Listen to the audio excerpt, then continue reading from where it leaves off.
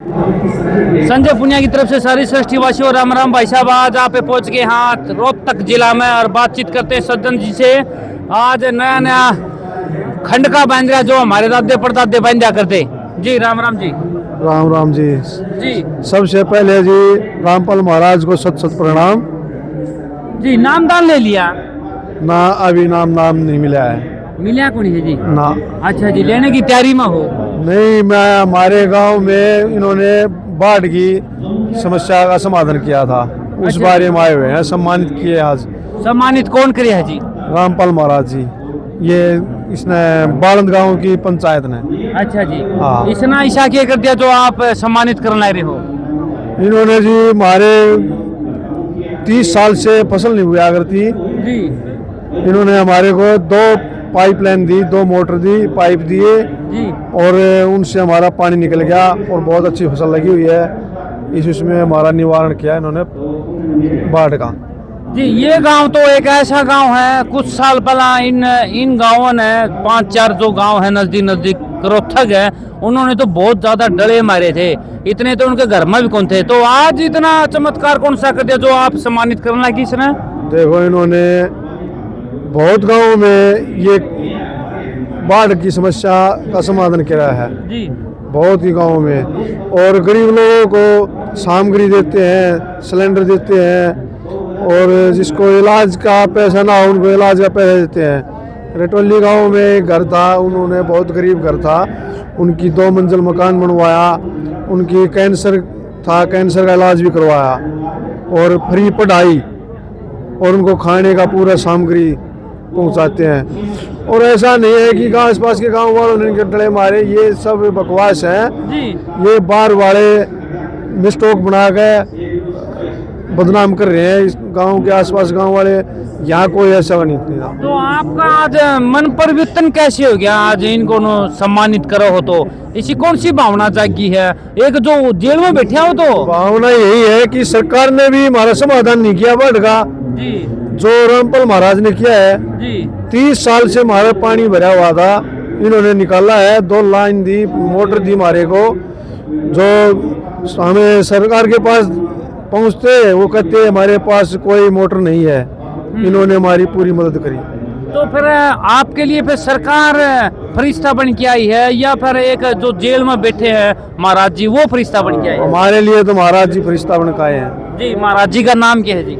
रामपाल महाराज जी, जी संत रामपाल महाराज जी। जी तो एक खाली संत लगाओगे या फिर भगवान लगाओगे या कृष्ण भगवान का औहदा दोगे या फिर कोई मानस का औहदा दोगे? देखो, ये खुद ही संत महाराज जी लगते हैं जी। और जिसका समाधान हो जाए उसके लिए तो भगवान ही हो जाता है। तो फिर आप जिस ये समझ- आज का इसको खुले दावा से जिस तरह जज फैसला सुना दिया करें, आप फैसला हाँ, सुनाओ बिल्कुल, कि ये कौन है? बिल्कुल, ये हमारे नाम से तो भगवान ही है। जी हाँ, जी आपके भगवान का नाम जी? संत रामपाल महाराज जी। अच्छा जी ये बताइए 30 साल से आप जो गरीबी से गरीबी सह रहे हो, आपके जमीन में पानी था और कोई निकालने के लिए आया, तो आपने कौन सा रास्ता सही चुना और कैसे चुना?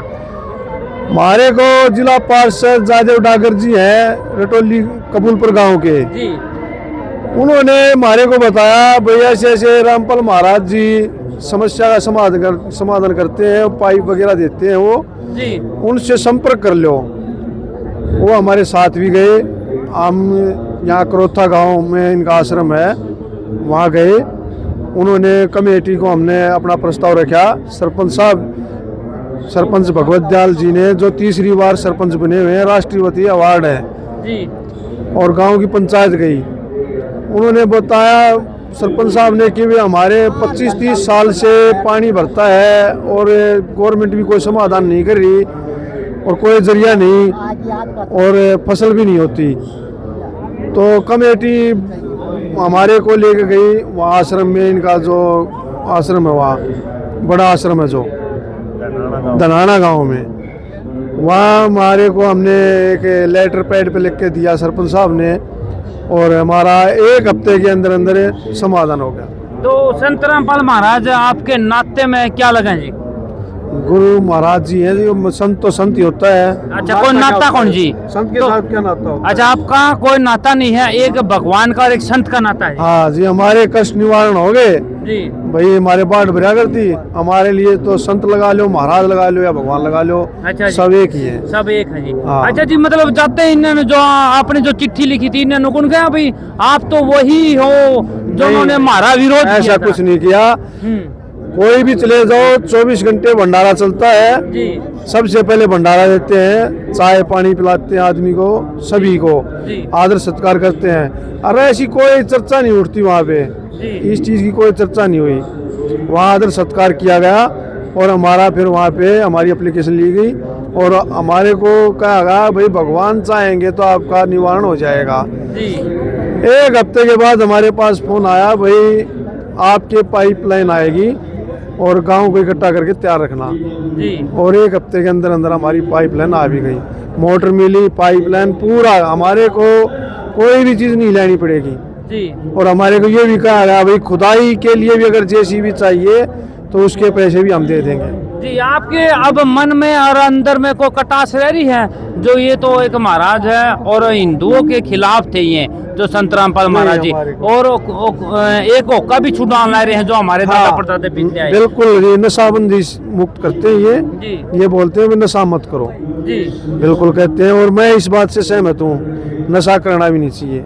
जी आने वाली युवा पीढ़ी को नशा नहीं करना चाहिए। जी ये तो बहुत अच्छी शिक्षा है भाई, हमारे युवा बच्चे आगे बढ़ेंगे, उनमें ज्ञान रहेगी तो भर्ती होंगे, कमाएंगे, अच्छी शिक्षा मिलेगी, नशा से उनकी मुक्ति हो जाएगी। जी। ये बहुत अच्छी शिक्षा है। सर, आपने कहा कि यहाँ के आसपास के गांव के लोगों ने कोई विरोध नहीं किया था, तो 2006 के अंदर जो संत रामपाल जी महाराज जी के आश्रम पे हमला हुआ या विरोध हुआ तो वो कौन लोग थे? ये ऐसा है जी, पब्लिक है, पब्लिक में हर प्रकार का आदमी होता है, ये तो चलता रहता है, कोई ऐसी बात नहीं है। हमारे हिसाब से आसपास के बंदे नहीं थे वो। बाहर के लोग आए थे क्या? बाहर के लोग हाँ, आए गए बाहर के लोग आए थे, उन्होंने उपद्रव किया था, यहाँ का कोई बंदा नहीं था। मतलब आसपास के गाँव का किसी का संत रामपाल जी के साथ कोई विरोध कोई नहीं था? विरोध नहीं था, जी। बिल्कुल नहीं था। तो संत रामपाल जी के आश्रम को लेकर अनेक तरह की भ्रमणाएं फैलाई गई थी, तो आप संत रामपाल जी महाराज जी के